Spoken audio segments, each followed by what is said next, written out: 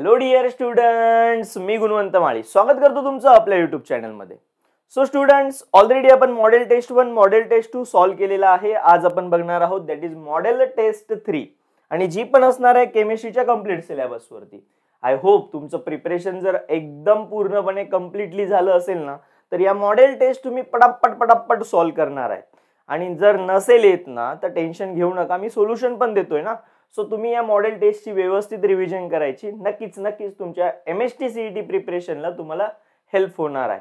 So ज्या विद्यार्थ्यांचा paper झालाय त्यांनी तर ठीक मस्तपैकी आराम करायचा आहे आणि ज्या विद्यार्थ्यांचा पेपर बाकी आहे त्यांच्यासाठी बेस्ट ऑफ लक. सो चलो विदाउट वेस्टिंग अ टाइम आपण आपल्या प्रिपरेशनला म्हणजेच मॉडेल टेस्ट 3 ला स्टार्ट करूया. आणि माझ्यासोबत तुम्ही देखील MCQ सोडवायचे. प्रत्येक MCQ सोडवण्यासाठी मी तुम्हाला सफिशियंट टाइम देणार आहे. सो तुम्ही MCQ बघायचा, व्यवस्थित आन्सर गेस करायचं, त्यानंतर मी तुम्हाला सोल्युशन देणार आहे. सोल्युशन बघायचं, आपला आन्सर बरोबर आहे की चुकीचा आहे चेक करायचं आहे. आणि हो, आपला स्कोर कमेंट मध्ये टाकायला विसरायचं नाही की तुम्ही टोटल किती क्वेश्चन सोडवले आणि त्यापैकी किती करेक्ट आले. ओके, सो चलो विदाउट वेस्टिंग अ टाइम आपण डायरेक्टली MCQज कडे जाऊया. Hair is your first MCQ student. बघा पहिला MCQ काय असणार आहे, रीड करायचा आहे मस्तपैकी छानसा. Enthalpy of a solution of NaOH solid in a water. बर, NaOH ला कशात टाकलेलं आहे, वॉटर मध्ये. ओके ओके ओके, रीड करा पटापटा.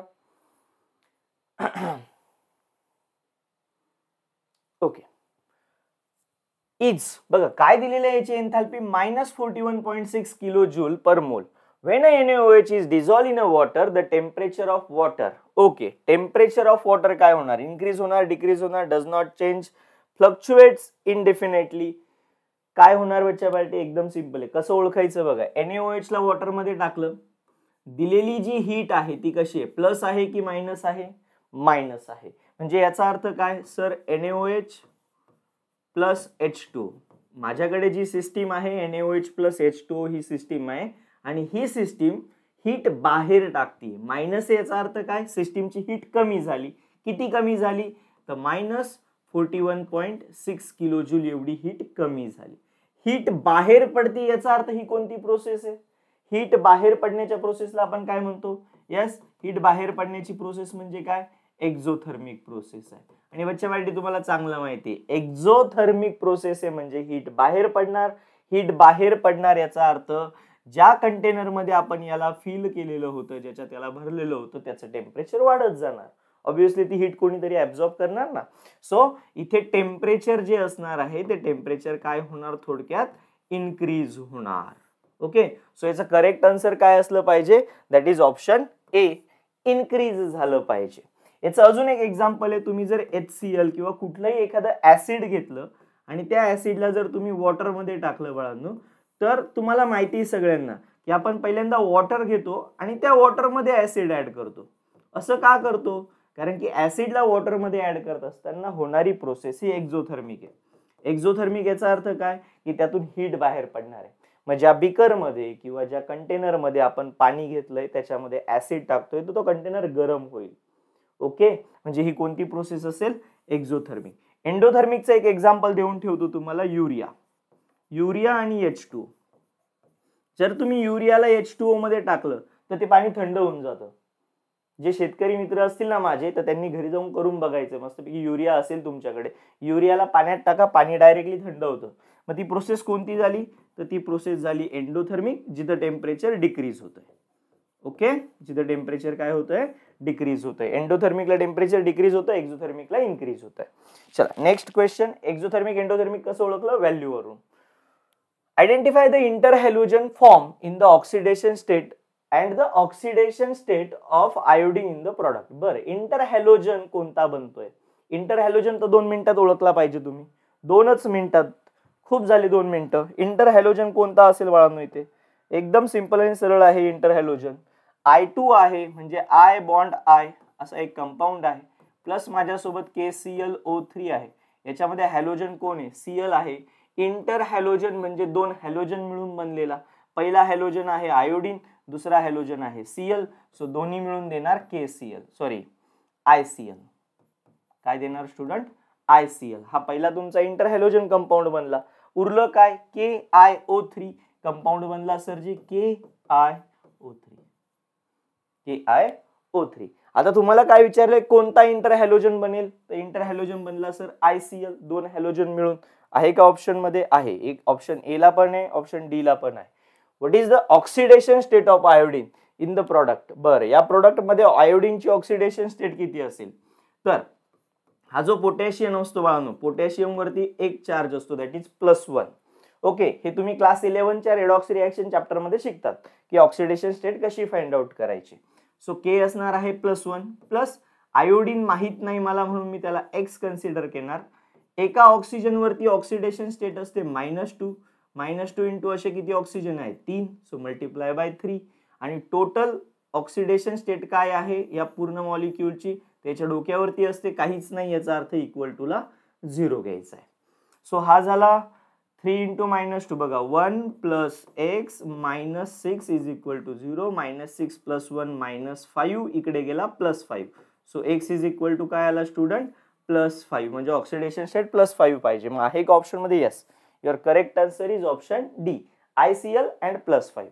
चलो नेक्स्ट क्वेश्चन कडे जाऊया. Here is our next question. Okay, green chemistryचा क्वेश्चन दिसतोय. The color imparted due to glass painting by gold and silver. Okay, gold आणि सिल्वर ने कोणता कलर येतो? क्वेश्चन उलटा विचारलेला होता. मागे कलर दिलेला होता आणि कोणामुळे येतो असं विचारलं होतं. आज आता कोणामुळे येतो? तर गोल्ड आणि सिल्वर नॅनो पार्टिकल्स मुळे येतो. आणि कोणता कलर येतोय? तर कोणता कलर येतो बाळांनो? Blue green, yellow, ruby red की पेल ग्रीन? याचं करेक्ट आन्सर असणार आहे रुबी रेड. गोल्ड आणि सिल्वर मुळे कोणता कलर येतो? That is ruby red colour येतोय. चला next question. Benzyl phenyl ketone is. Okay, benzyl phenyl ketone आहे. कोणता असेल? गेस करा. फास्ट झालंय. Yes, benzyl phenyl ketone. आता बेन्झाइलचा फॉर्म्युला जमला पाहिजे. बेन्झाइल म्हणजे काय? Benzene ring. तुम्ही एक तर बेन्झिन रिंग लिहा किंवा तुम्ही C6H5 लिहिला तरी चालतो. Okay, this is same. Benzyl position अशी असते, या बेन्झिलिक पोझिशन म्हणतो. बेन्झिन रिंगला CH2 ग्रुप, हा झाला बेन्झाइल ग्रुप. ओके, आणि एका साइडला फिनाइल आहे, मध्ये कोण आहे? कीटोन आहे. बरं, मग मध्ये घेतला कीटोन आणि दुसऱ्या साइडला कोणता ग्रुप आहे? फिनाइल म्हणजे बेन्झिन रिंग. परत एकदा जे इकडे तुम्ही काय घेऊ शकता? C6H5 CO CH2 आणि C6H5. आहे का बाळांनो ऑप्शन मध्ये असं काय? Yes, I think option C is the correct one. आहे की नाही? जमला पाहिजे ना, एवढा टाइम नाही लागत. तो बेसिक क्वेश्चन होता. Here is your next question. काय बघा बरं, जमतोय का? The difference between heat of a reaction at a constant pressure, okay, and at a constant volume for the reaction. बर, डिफरन्स विचारलेला आहे बाळांनो हीट मधला, कॉन्स्टंट प्रेशर आणि कॉन्स्टंट व्हॉल्यूम. बऱ्याच जणांना कन्फ्युजन असेल, एकदम सोपं करून सांगतो. Heat of a reaction at a constant pressure म्हणजे ΔH and at a constant volume म्हणजे ΔU. आणि तुम्हाला यांच्यातला डिफरन्स विचारलाय, ΔH मायनस ΔU चा डिफरन्स विचारलेला. ओके, किती आला पाहिजे डिफरन्स? सो सगळ्यात पहिले ΔH ΔU चा फॉर्म्युला तुमच्याकडे आहे.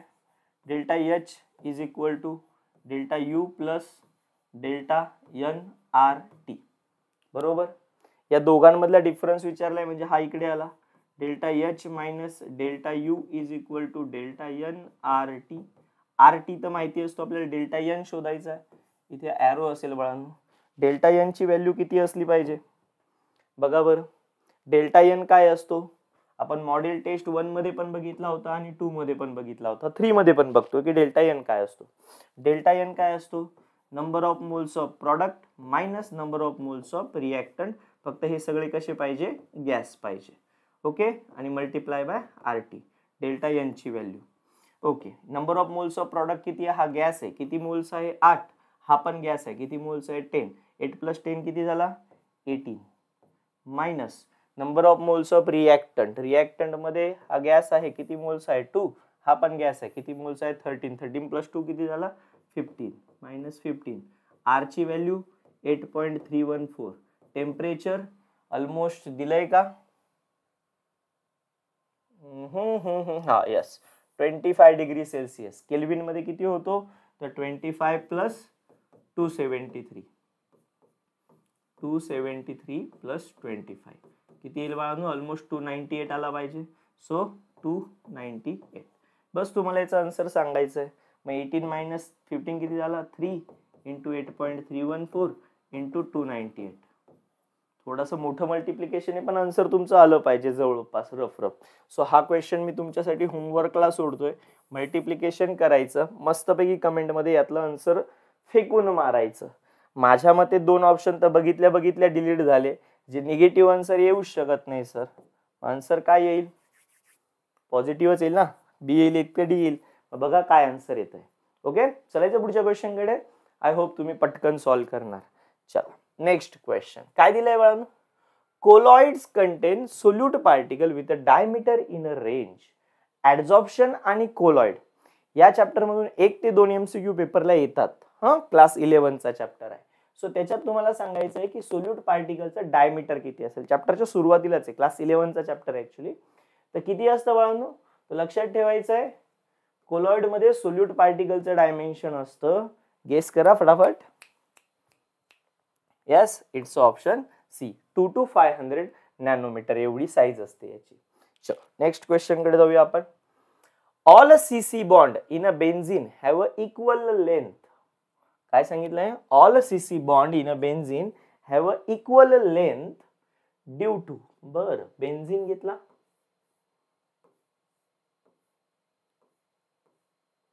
बेन्झीन मध्ये हे जेवढे पण कार्बन असतात ना बाळांनो 1 2 3 4 5 आणि 6 या सगळ्यांना हायड्रोजन अटॅच असतो. हे विसरायचं नाही. बरेच जण हे विसरून जातात. सिग्मा बॉन्ड पाय बॉन्ड मोजत असताना hydrogen hydrogen hydrogen.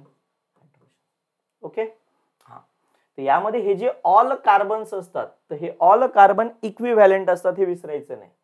All carbon are equivalent. सगळे कार्बन सारखे असतात. ओके दुसरी गोष्ट यांच्यामध्ये हा जो बॉन्ड असतो बॉन्ड तर काय सांगितलंय all CC bond in the benzene are equal length. यांची लेंथ इक्वल असते. किती लेंथ असते कमेंट मध्ये टाकायची. ओके लेंथ शोधायची तुम्हाला. बेन्झीन मध्ये असलेल्या कार्बन कार्बन बॉन्डची लेंथ विचारलेली आहे. ऑलमोस्ट काहीतरी 361 च्या आसपास तिची व्हॅल्यू असते. ओके कन्फर्म करून घ्या फक्त. Okay carbon carbon bond length विचारलेली आहे बाळांनो तुम्हाला. ही इक्वल का असते त्याचं एक रिझन आहे. या बेन्झीन रिंग मध्ये होत असतो दॅट इज रेझोनन्स. म्हणजे हे जे पाय बॉन्ड्स आहेत हे डिलोकलाइज होतात एका ठिकाणाहून दुसऱ्या ठिकाणी. असं असं असं सर्कल कंटिन्युअसली चालू असतं. त्याच्यामुळे याची जी बॉन्ड लेंथ आहे सगळ्यांची ही कशी असणार आहे सेम असणार आहे. सो इथे रिझन काय असलं पाहिजे बॉन्ड लेंथ सेम असण्यासाठी ऑप्शन सी दॅट इज त्याच्यामध्ये काय होत असतो resonance delocalization of pi electron. काय होतं delocalization of pi electron. Pi electron म्हणजे डबल बॉन्डचा जो पाय बॉन्ड आहे त्याचे इलेक्ट्रॉन एका ठिकाणाहून दुसऱ्या ठिकाणी मूव्ह करतात. चल नेक्स्ट क्वेश्चन कडे जाऊया. Here is our next question. IMP question आहे नीट बघायचा आहे. ओके आणि आय होप तुम्ही आंसर पण करू शकता. सोपा सोपा क्वेश्चन आहे. फटाफट बच्चा बैठी इतना टाइम नहीं लगना चाहिए भाई. अरे MST CET देतोय आपण. एवढा टाइम लागला तर कसं व्हायचं.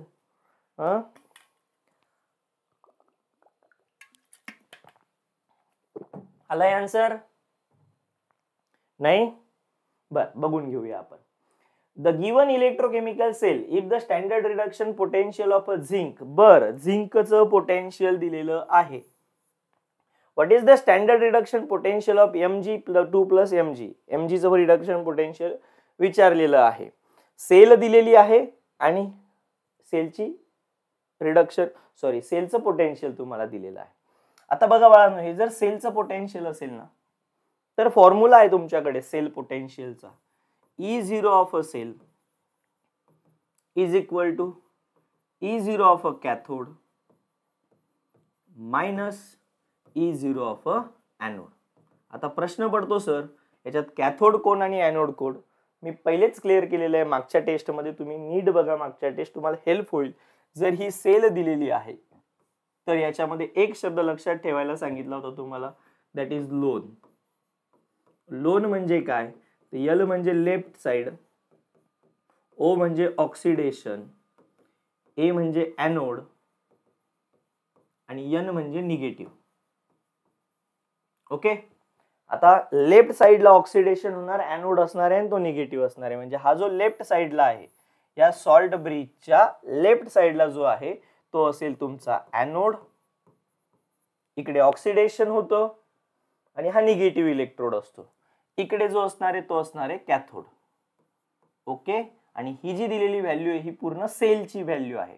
मग E0 ऑफ सेल किती आहे 1.61 is equal to E0 of cathode म्हणजे झिंकची व्हॅल्यू दिलेली आहे -0.76 मायनस E0 ऑफ एनोड म्हणजे मॅग्नेशियमची व्हॅल्यू तुम्हाला विचारलेली आहे. एनोड कोण आहे आपला इथे Mg आहे. ओके, कसं फाइंड आउट करणार, मायनस व्हॅल्यू इकडे येणार प्लस होणार, ही प्लस वाली तिकडे मायनस होणार. म्हणजे E0 ऑफ Mg साठी किती आन्सर आलं पाहिजे तर -0.76 मायनस 1.61.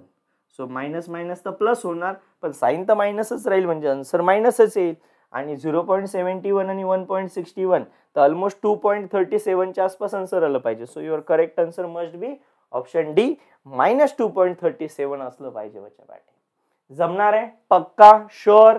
चलो नेक्स्ट MCQ. चलो, here is our next MCQ. Reaction of bromobenzene with sodium. अरे हा सोडियम मेटल आला ना बॉस, तर एक गोष्ट लक्षात ठेवायची की 99% वर्ड्स रिएक्शन आहे आपल्याला. म्हणजे अल्केन बनणार किंवा दोन ग्रुप एकत्र येणार हॅलोजन सोबत, हॅलोजन निघून जाणार. इन प्रेझेन्स ऑफ ड्राय इथर गिव्स ब्रोमोबेन्झीन सोडियम, ब्रोमोबेन्झीन, ब्रोमोबेन्झीन, बेन्झीन रिंग त्याला ब्रोमीन अटॅच. कोण घेतला सोडियम, सोडियम ऑलवेज 2 टाइम्स घ्यायचा 46 ग्रॅम. ओके, सो 2 एने घेतलेला आहे, ब्रोमोबेन्झीन आहे, 2 बेन्झीन लागणार आपला. इन प्रेझेन्स ऑफ ड्राय इथर रिएक्शन होणार, काय होणार बाळांनो, हे दोघं ब्रोमीन 2 सोडियम सोबत चालले जाणार, 2 मोल्स ऑफ NaBr बनवणार, प्लस उरला काय मग आता 2 मोल्स ऑफ बेन्झीन, ते एकमेकांना अटॅच होणार, राखी बंधन, रक्षाबंधन सेलिब्रेट करणार तिथे काहीतरी असं. ओके, सो बेन्झीन रिंगला अटॅच झाली, 2 वेळेस फिनाइल रिंग दिसते म्हणून आपण त्याला डायफिनाइल म्हणणार. So option B is your correct, that is याचं नाव काय असणार आहे डायफिनाइल. 2 वेळेस आहे ना, so it is called a diphenyl. जमेल बच्चा पार्टी. ओके, सो चला नेक्स्ट क्वेश्चन कडे जाऊया आपण. Here is our next question. Identify the A and B in the following reaction. Chemistry मधला सगळ्यात सोपा पार्ट असतो हा, ए आणि बी ओळखा. कारण की बघा ना, हे तेच देतात हे तेच देतात. म्हणजे जसं मॅथ मध्ये आपण सोडवतो ना 2 + 3 आयडेंटिफाय, चौकोन देतात, मग आपण लगेच सांगतो 5. हे फक्त लहानपणापासून करत आलोय म्हणून सोपं वाटतं, हे डायरेक्ट 11वीत करतोय म्हणून थोडंसं अवघड वाटतं. एवढंच फरक आहे, बाकी काही नाही. ओके, सांगा पटकन काय असलं पाहिजे आन्सर. CH3Br विथ AgNO2 आणि SnHCl काय. एकदम सिंपल आहे. हा Br ग्रुप AgNO2 ने रिप्लेस होईल म्हणजे NO2 ग्रुप तिथे येईल, प्रॉडक्ट असा काहीतरी मिळाला पाहिजे CH3NO2 नायट्रोमिथेन, बरोबर. आणि SnHCl सोबत रिएक्शन झाली, मेटल ऍसिड आहे, मेटल ऍसिड सोबत जेव्हा रिएक्शन होते तर NO2 ग्रुप कन्वर्ट होतो NH2 मध्ये आणि प्रॉडक्ट मिळतो तुम्हाला CH3NH2. That is methane amine किंवा मिथाइल अमाइन म्हणू शकता किंवा मिथेन अमाइन म्हणू शकता. तर मग तुमचा ए झाला बाळांनो नायट्रोमिथेन आणि दुसरा झाला मिथेन अमाइन किंवा मिथाइल अमाइन. तुमच्याकडे आहे का ऑप्शन मध्ये बघा बरं. नायट्रोमिथेन कुठे ए मध्ये, नायट्रो इथेन आहे, ऍसिटामाइड आहे, विषय नाही. नायट्रोमिथेन आहे, नायट्रोमिथेन आहे. ओके, सी आणि डी मिळू शकतो किंवा इकडे आहे मिथेन अमाइन आहे का. Yes, option C is your correct. जमलं पाहिजे बच्चा पाटी. चलो नेक्स्ट क्वेश्चन कडे जाऊया आपण. Consider the following cell reaction at a 298 Kelvin. Cu plus 2Ag plus Cu2 plus 2Ag. It gives E0 of cell दिला आहे. The value of log of K. Okay, log of K चा formula पाठ आहे electrochemistry. चॅप्टरच नव्हता केला. Good, क्या बात आहे, छान. मग आता चला आपण बघून घेऊया लॉग ऑफ के ची व्हॅल्यू काय असणार आहे किंवा कशा पद्धतीने आपण log of K find out करणार आहे बाळा. ओके, E0 सेलचा फॉर्म्युला पार्ट आहे, ई सेलचा फॉर्म्युला पार्ट आहे. बघा ना, दिलेला आहे ना तुमचा E0 ऑफ सेल. एक फॉर्म्युला आहे तुमच्याकडे, E0 of cell is equal to 0.0592 upon n into log of K. असा फॉर्म्युला आहे तुमच्याकडे. तुम्हाला काय विचारलंय, इक्विलिब्रियम कॉन्स्टंट आहे, लॉग ऑफ के ची व्हॅल्यू विचारली. मग हे बाकीचं इकडे फेका. मग काय येईल तुमचं, E0 of cell multiply by हा n इकडे आला अपॉन हा डिवाइडला गेला 0.0592 इज इक्वल टू काय झाला बच्चा पार्टी, लॉग ऑफ के. चला E0 ऑफ सेलची व्हॅल्यू दिली, किती दिली आहे 0.46 इंटू n काय असणार आहे, n म्हणजे नंबर ऑफ इलेक्ट्रॉन, किती इलेक्ट्रॉन ट्रान्सफर झाले. कुठला पण एक ॲटम घ्या लगेच कळून जाईल.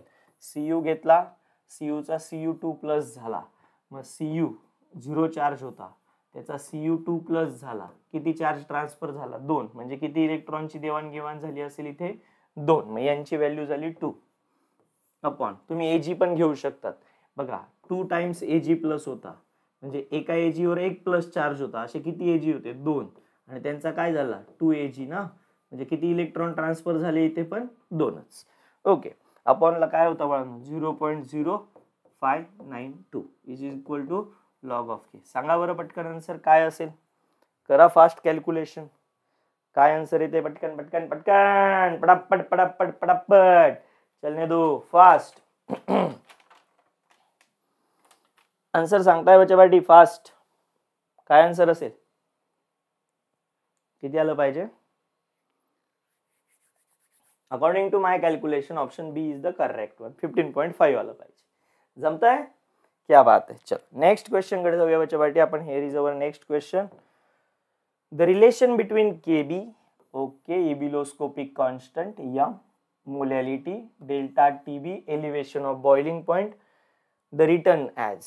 बर, काय रिलेशनशिप असतं, सोल्युशन्स चॅप्टर मधला question. Delta T B is equal to, formula part असेल ना बाळांनो, delta T B is equal to K B into m. आहे का ऑप्शन मध्ये, आहे ना, that is option B is the correct one. Similar to that freezing point depression साठी पण असतो delta TF is equal to KF into यम, वेअर केबी काय असतो रे बाळांनो इथे, तर केबी असतो इबिलिओस्कोपिक कॉन्स्टंट. याचा युनिट पार्ट असेल ना तुमच्या सगळ्यांचं, केल्विन केजी पर मोल, नसेल पार्ट तर हे पार्ट ठेवा, केल्विन केजी पर मोल. आणि याच्यामध्ये हा जो केएफ आहे फ्रीजिंग पॉइंट साठी, तर याला म्हणतो आपण क्रायो, रडणारा कॉन्स्टंट ना, क्रायोस्कोपिक कॉन्स्टंट. आणि याचं युनिट किती असतं क्रायोस्कोपिक कॉन्स्टंटचं, सेम केल्विन केजी पर मोल. याच्यामध्ये ही गोष्ट लक्षात ठेवा, पुढच्या टेस्टला लागणार आहे, मी विचारणार आहे तुम्हाला. याच्यामध्ये हा जो यम आहे, हा यम काय रिप्रेझेंट करतो बाळांनो, this is the concentration which we called molality. हे कसलं कॉन्सन्ट्रेशन कशामध्ये रिप्रेझेंट करतो आपण, मोलॅलिटी मध्ये रिप्रेझेंट करतो. फक्त याच्यामध्ये एकच कॉलिगेटिव्ह प्रॉपर्टी अशी होती आपली, दॅट इज ऑस्मॉटिक प्रेशर, की ज्याच्यामध्ये ऑस्मॉटिक प्रेशर मध्ये आपण कॉन्सन्ट्रेशन हे मोलॅरिटी मध्ये रिप्रेझेंट करतो बाळांनो.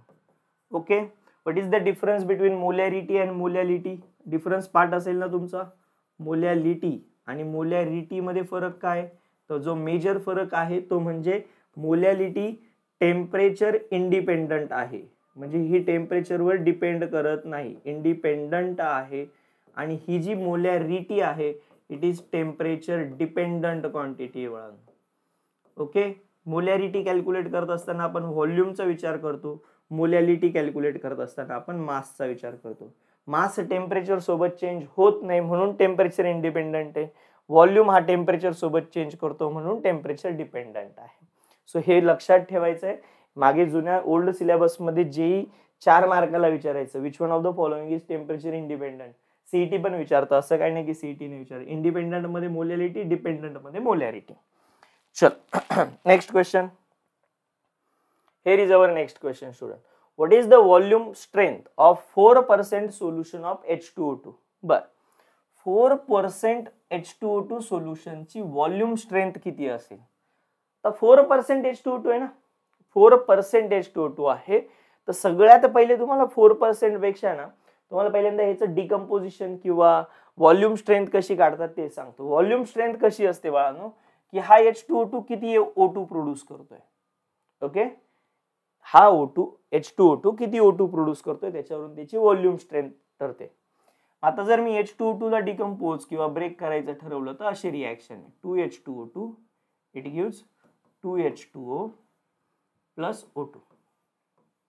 म्हणजे इथे जर तुम्ही नीट ऑब्झर्व केलं तर 2 मोल्स घेतले H2O2 चे तर तो 1 मोल O2 देतो. ओके, 2 मोल H2O2 म्हणजे किती ग्रॅम? H2O2 चं वेट काढायला गेला तर एका हायड्रोजनचं 1 असे 2 हायड्रोजन, एका ऑक्सिजनचं 16 असे 2 ऑक्सिजन किती झाले 32. ओके, 32 म्हणजे टोटल झाला 34. एक H2O2 34 ग्रॅम असतो, 2 H2O2 68 ग्रॅम. 68 ग्रॅम. ओके, हा 68 ग्रॅम H2O2 किती O2 देतो? तर 1 मोल O2 देतो. 1 मोल याचा अर्थ किती व्हॉल्यूम झाला? तर 1 मोलचा व्हॉल्यूम असतो 22.4 लिटर. आपण चॅप्टर क्लास 11 चा जो पहिला चॅप्टर आहे मोल कन्सेप्ट त्याच्यामध्ये शिकतोय सगळं. 1 मोल म्हणजे 22.4 लिटर. तुम्हाला विचारलंय 4% ची व्हॉल्यूम स्ट्रेंथ किती? आता 4% म्हणजे नेमका किती ग्रॅम तो माहित पाहिजे. आता 4% म्हणजे नेमका किती ग्रॅम? तर 4% याचा अर्थ बाळांनो की 4 ग्रॅम H2O2 घेतला आणि तो तुम्ही 100 ml पाण्यामध्ये टाकला. ओके, हा झाला 4% H2O2. आता ज्यावेळेस आपण व्हॉल्यूम स्ट्रेंथ काढतो ना तर हा 100 ml ने हा 1000 ml असतो, म्हणजे 1 लिटर साठी असतो. मग 100 चा 1000 केला तर मग 4 चा काय होऊन जाईल 40. मग 40 ग्रॅम H2O2 1000 ml ला टाकला म्हणजे तो किती पर्सेंट झाला 4%. मग आपल्याकडे H2O2 किती ग्रॅम आहे आता 40 ग्रॅम. मग 40 ग्रॅम किती देणार? तर 40 ग्रॅम देणार, that is x volume, x litre म्हणूया आपण. करा क्रॉस मल्टिप्लिकेशन, x इंटू 68 आणि 40 इंटू 22.4. हा 68 इकडे गेला, x is equal to 40 into 22.4 upon 68. किती येईल रे बच्चा वाईट आन्सर? रफ कॅल्क्युलेशन केलं तरी आन्सर आलं पाहिजे. काय जास्त व्हॅल्यूम मध्ये बऱ्यापैकी डिफरन्स आहे. काय येईल जवळपास आन्सर काय आलं पाहिजे? जवळपास नियरली आन्सर काय आलं पाहिजे? काय येतोय सांगा पटकन फास्ट मध्ये. नियरली आन्सर काय येत आहे? येत आहे? यस, जमतंय पक्का? Yes, your correct answer must be option A 13.2 volume आला पाहिजे.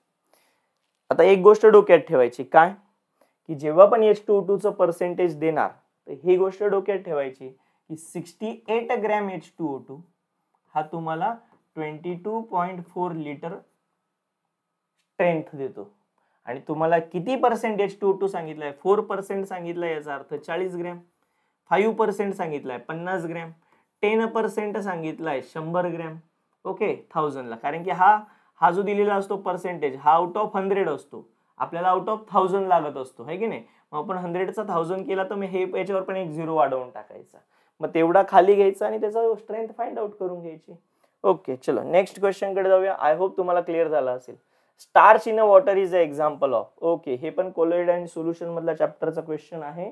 स्टार्च इन वॉटर, स्टार्चला पाण्यात टाकलं काय बनणार? काहीच नाही बनणार. सस्पेन्शन बनेल का? नाही. ट्रू सोल्युशन म्हणजे पूर्ण डिझॉल्व होईल का? तर होत नाही. ओके, मॅक्रोमॉलिक्युलर कोलॉइड बनेल की असोसिएट कोलॉइड्स बनेल? तर स्टुडंट याचं करेक्ट आन्सर असतं that is option C, macromolecular colloids बनेल. स्टार्च इन वॉटर हे जे एक्झाम्पल आहे, असे ऍडझॉर्प्शन आणि कोलॉइड मध्ये खूप सारे एक्झाम्पल्स आहेत. ते एक्झाम्पल्स तुम्हाला वाचायचे.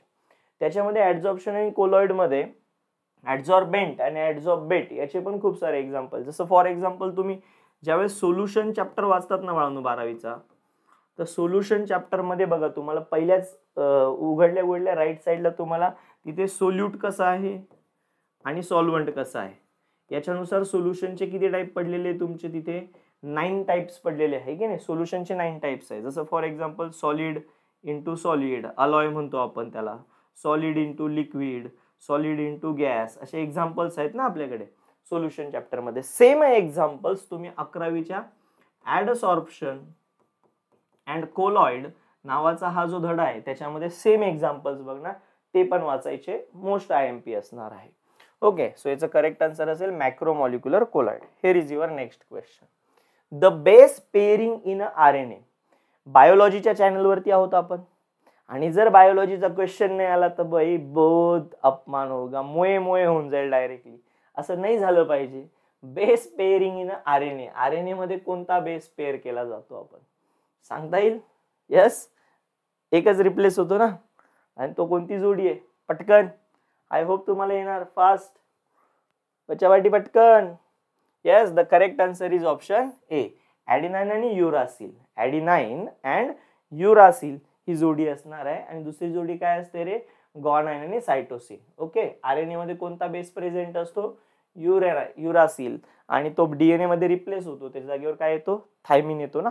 ओके, चल next question. Hitting a mixture of ethyl alcohol and acetic acid in presence of HCl produce a fruity smelling. अच्छा, इथेच आन्सर मिळालं बरं का. Fruity smelling compound. The reaction is called neutralization, transesterification, esterification, etherification. सगळ्यात important एक गोष्ट लक्षात ठेवायची स्टुडंट, की हा जो फ्रुटी स्मेल असतो हा फक्त एकाच कंपाऊंडचा येतो, आणि that is nothing but a ester. इस्टरची एक टिपिकल प्रॉपर्टी आहे, it having a fruity smell. अशी गोड चव असते याची व्यवस्थित. ओके, सो हा जो इस्टर आहे फ्रुटी स्मेल, आणि इस्टर बनण्याच्या प्रोसेसमध्ये हा स्मेल येत असतो. So your correct answer is option C, that is esterification. Okay, fruity smell. Here is your next question. Electronic configuration of Mn. Manganese. मॅग्नीजचं इलेक्ट्रॉनिक कॉन्फिगरेशन विचारलंय, ॲटॉमिक नंबर पण दिलाय. क्या बात आहे. आय होप सगळ्यांचं इलेक्ट्रॉनिक कॉन्फिगरेशन तुमचं पाठ असेल. मग मॅग्नीजचं इलेक्ट्रॉनिक कॉन्फिगरेशन काय येतं बाळांनो? Mn25. यस, आता हा 5 आहे ना, बघा याला लक्षात कसं ठेवायचं? स्कॅन्डियम, टिटॅनियम, व्हॅनॅडिनियम, क्रोमियम आहे की नाही, manganese, iron, cobalt, nickel, copper, zinc. झाले का 10? यस, यांना लक्षात कसं ठेवायचं? बऱ्याच जणांचा प्रॉब्लेम आहे लक्षात ठेवायचं. बघा मी कसं लक्षात ठेवतोय. काल पण एक छानशी शॉर्ट ट्रिक दिली होती तुम्हाला, आजही देतो पुन्हा एकदा. बघा कसं लक्षात ठेवायचं. मी याला लक्षात असंच ठेवतो. ST. ST म्हणजे आपली महामंडळवाली ST. ST. V म्हणजे वरून. बघा मी कसं बोलतोय, नीट लक्ष द्या. ST वरून. S म्हणजे स्कॅन्डियम, T म्हणजे टिटॅनियम. वरून, ST वरून. CR म्हणजे कार. किती उलटे गोष्टी चालल्या बघा. ST वरून कार. MN म्हणजे मध्ये, कार मध्ये. ST वरून कार मध्ये. FE म्हणजे फिरताना. ST वरून कार मध्ये फिरताना. ST वरून कार मध्ये फिरताना. कोणी,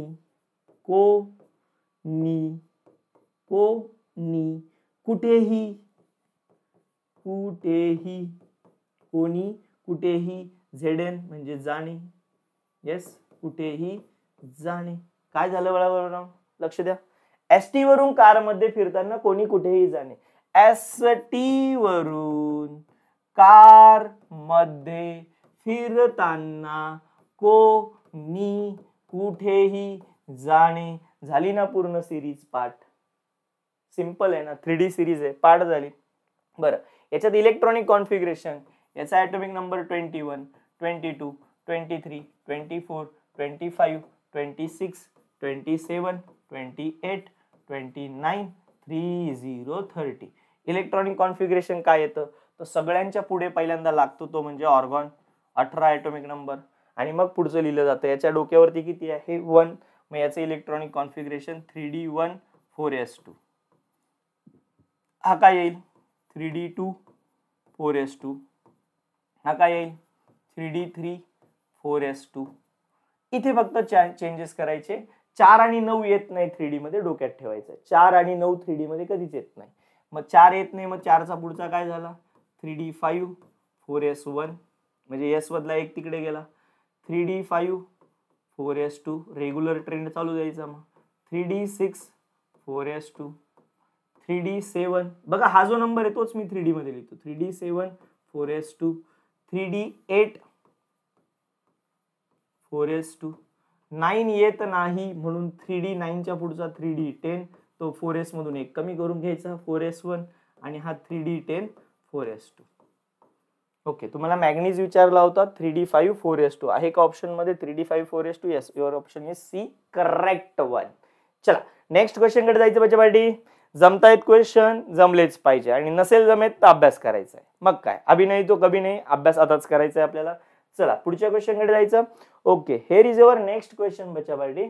which of the following reaction alpha beta unsaturated aldehyde form करणार? ओके, कोण सांगेल मला अल्फा बीटा अनसॅच्युरेटेडचं दुसरं नाव? अनसॅच्युरेटेड अल्फा बीटा अनसॅच्युरेटेड अल्डिहाइडचं दुसरं नाव काय असतं? ऐकलाय तुम्ही नाव? याचं नाव आहे अल्डॉल. काय आहे? अल्डॉल. म्हणजे इथे तुम्हाला काय बनवायला लावलाय? अल्डॉल. ऐकलं असेल ना 12वीला अल्डॉल कंडेन्सेशन नावाची रिएक्शन होते. आणि कोण देतो अल्डॉल? की ज्याच्याकडे अल्फा हायड्रोजन असतो असा अल्डिहाइड असेल तर अल्डिहाइड, कीटोन असेल तर कीटोन, की ज्याच्याकडे अल्फा हायड्रोजन पाहिजे. म्हणजे फॉर एक्झाम्पल हा जो अल्डिहाइड ग्रुप आहे याच्या शेजारी जो कार्बन असतो त्याला आपण अल्फा कार्बन म्हणतो आणि त्या अल्फा कार्बनकडे ऍटलिस्ट एक तरी हायड्रोजन पाहिजे, ऍटलिस्ट एक. किंवा कीटोन असेल तर कीटोनचा इकडे एक कार्बन आणि इकडे एक कार्बन, दोघं पण अल्फा कार्बन असतात. त्या दोघांपैकी कोणाकडे तरी एक ऍटलिस्ट एक हायड्रोजन पाहिजे, ऍटलिस्ट एक, कमीत कमी एक. दोघांपैकी कुठेही चालेल, इकडे तर एकच असतो म्हणजे याच्याकडे हायड्रोजन पाहिजे. बरं, आता पहिल्या केस मध्ये बघा बरं, HCHO. CHO म्हणजे aldehyde group, C double bond OH. आणि सर शेजारी कार्बनच नाहीये, शेजारी काय? हायड्रोजन. अल्फा हायड्रोजनचा विषयच नाही, हा देणार नाही. मग हा कोणती देईल? तर हा कॅनिझेरो रिएक्शन देईल. जो अल्डॉल देत नाही तो कॅनिझेरो देतो, हे लक्षात ठेवायचं. मग हा कॅनिझेरो रिएक्शन दाखवेल. बरं, CH3CHO, C double bond OH, CHO group झाला आणि शेजारी CH3 आहे. यस, CH3 अल्फा कार्बन, त्याला hydrogen. Yes, this it will give the aldol. हा अल्डॉल देईल. खाली आलात, CHO ग्रुप आहे, C आहे आणि त्याला 3 Cl अटॅच आहे. Cl. हायड्रोजन आहे का याच्याकडे? नाही, हा अल्डॉल देणार नाही. मग हा कॅनिझेरो देणार. आणि CH3 बघा, CH3 हा तर इस्टर आहे बाळांनो, C double bond O, aldehyde नाही आणि कीटोन पण नाही, त्याच्यामुळे हा पण अल्डॉल देणार नाही. अल्डिहाइड कीटोनच हवा आहे आपल्याला. So your correct answer must be option B. It will give the aldol reaction. आणि हे जे दोघं होते हे उरलेले काय दाखवणार? कॅनिझेरो दाखवणार. अल्डिहाइड कीटोन ज्यांच्याकडे अल्फा हायड्रोजन नाही ते कोणती रिएक्शन दाखवतात? कॅनिझेरो रिएक्शन दाखवतात. ओके, लक्षात ठेवायचं आहे. चलो पुढच्या क्वेश्चन कडे जायचं बाळांनो. Hair is our next question. For a chemical reaction 2x plus y 2z. Okay, 2x plus y it gives z. The rate of appearance of z. Z चा रेट दिलेला आहे. The rate of disappearance of x. मागची model taste सोडवली असेल ना तर एकदम simple ट्रिकने सोडवलेलं होतं. एकदम सिंपल ट्रिक, लहान मुलांचं कॅल्क्युलेशन आहे. पटकन आन्सर सांगायचं आहे फास्ट मध्ये. तुम्हाला z चा रेट दिलेला आहे आणि x चा रेट विचारलेला आहे. कसं फाइंड आउट करायचं? पटापटा. आलं आन्सर? खूप टाइम आहे, लगेच आलं पाहिजे. ओके, सो बघा झेड काय? झेडचा रेट दिलेला आहे. झेडचा रेट किती होता बाळांनो? झेडचा रेट होता 0.05. बरोबर ना? Rate of appearance of Z किती होता? 0.05. रेट लिहिला, डिवाइड बाय याचा कोइफिशियंट काही नाही म्हणजे काय? 1/1 इज इक्वल टू कोणाचा रेट विचारलाय? The rate of disappearance of X. X चा रेट विचारलाय, माहिती का? नाही. एक्स अपॉन कोइफिशियंट किती आहे? 2. एवढंच सोडवायचं. एक्स ची व्हॅल्यू 2 डिवाइडला इकडे जाताना multiply 0.05 multiply by 2. Answer will be 0.1. आहे का ऑप्शन मध्ये? Option C is the correct. 20-25 सेकंदाचा एमसीक्यू कसा पण विचारू द्या, आलाच पाहिजे. चला नेक्स्ट क्वेश्चन कडे जायचं बच्चा party. Here is our next question. IUPAC name of the following compound. बरं, IUPAC वरती कॉन्स्टंटली क्वेश्चन येतोय. सगळे IUPAC वाचून ठेवायचे. स्पेसिफिकली क्लास 11च्या basic principles of organic chemistry chapter मध्ये असलेलं जे IUPAC नॉमेनक्लेचर आहे तिथे सगळे रूल्स इन डिटेल दिलेले आहेत ते वाचायचे. ओके, आणि इन्स्टेड ऑफ 12वी मध्ये मी तुम्हाला सांगितलं होतं का मॉडेल टेस्ट 2 मध्ये काही क्वेश्चन्स दिलेले होते की त्यामध्ये कुठे कुठे वाचायचं ते पण सांगून झालंय. ओके, सो एकदा बघून घ्या. IUPAC name of the following is, याचं नाव काय असेल बाळांनो IUPAC? सो सरजी हा बेन्झिनला NH2 ग्रुप आहे म्हणजे हा ॲनिलीन आहे. दिस इज कन्फर्म, ॲनिलीन आहे, सगळ्यांमध्येच ॲनिलीन दिसतोय. बर, नंबर 1 2 3 4, 2 आणि 4 ला मिथाइल ग्रुप आहे, 2,4 डायमिथाइल आहे का? Yes, 2,4 dimethyl aniline. Option C is your correct answer. चल नेक्स्ट क्वेश्चन कडे जायचं बच्चाबाटी. Here is our next question. The molecule that can give the Cannizzaro reaction. Cannizzaro कोण दाखवणार? ज्याच्याकडे अल्फा हायड्रोजन नाही, तो कॅनिझरो दाखवणार. मग पहिला आहे ऍसिटल्डिहाइड. आहे का अल्फा हायड्रोजन? पटापट आन्सर करायचं, माझ्या पहिले तुमचं आन्सर आलं पाहिजे फास्ट. ऍसिटल्डिहाइड आहे का बाळांनो? Yes, acetaldehyde CH3 C double bond OH. Alpha carbon hydrogen आहे. Yes, it will show the aldol. Butyraldehyde, 4 carbon वाला aldehyde, CH3 CH2 CH2 C double bond OH. आहे अल्फा कार्बन कडे हायड्रोजन आहे. So yes, it will be show aldol. Formaldehyde H C double bond OH. हा, alpha carbon नाहीये, alpha कार्बनच नाहीये, तर alpha हायड्रोजनचा विषयच येत नाही. सो ज्याच्याकडे अल्फा हायड्रोजन नाही तो काय दाखवणार? कॅनिझरो दाखवणार, अल्डॉल दाखवणार नाही. ओके, चलो नेक्स्ट क्वेश्चन कडे जायचं बच्चा पार्टी.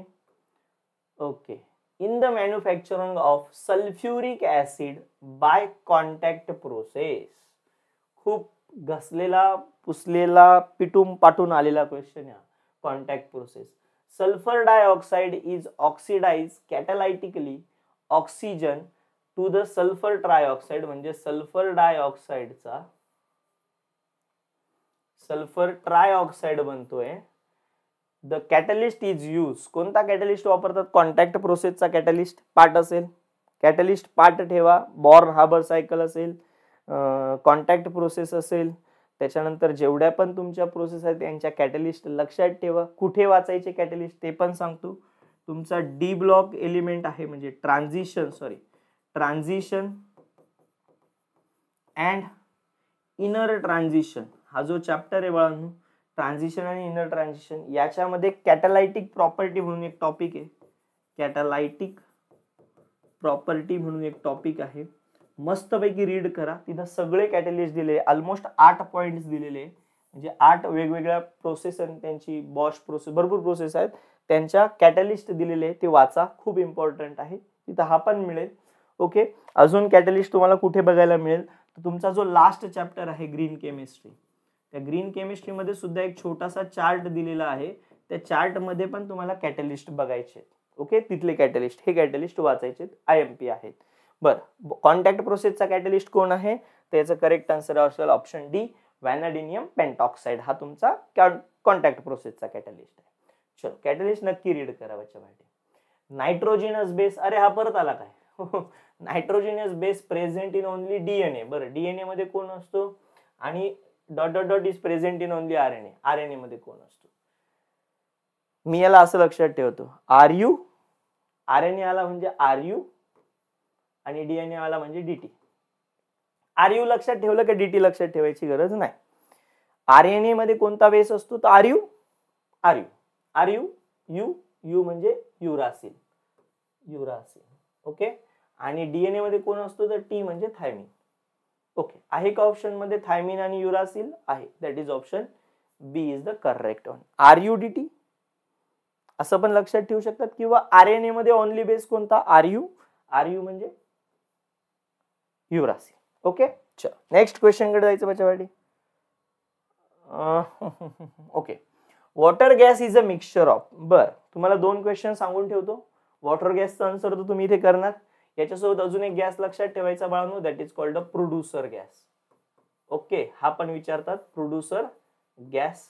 ओके, आणि दुसरी गोष्ट, हा जो वॉटर गॅस आहे याचं दुसरं नाव तुम्ही लक्षात ठेवायचंय. वॉटर गॅसचं अनदर नेम कमेंट मध्ये टाकलं तर बाकीच्या बच्चा पार्टीला पण हेल्प होईल. तुमच्या टेक्स्ट बुक मध्ये तुम्हाला मिळेल. एलिमेंट्स ऑफ ग्रुप 1-2 चा क्वेश्चन आहे. Okay, class 11 group 1 and 2 elements of group 1 and 2 class 11th मधला क्वेश्चन आहे. पहिल्याच पानावरती आन्सर मिळेल, पहिल्या पानाच्या राईट साईडलाच आन्सर मिळून जाईल तुम्हाला, टॉपलाच आहे तिथे. वॉटर गॅसचं दुसरं नाव काय, वॉटर गॅसचा फॉर्म्युला काय आहे आणि प्रोड्युसर गॅस काय असतो. ओके, हे शोधायचे आहे तुम्हाला. बरं, वॉटर गॅसचं आन्सर सांगू. S, it's correct answer is option D, H2 आणि CO हा तुमचा वॉटर गॅस असणार आहे बच्चा. चल नेक्स्ट क्वेश्चन कडे जायचं.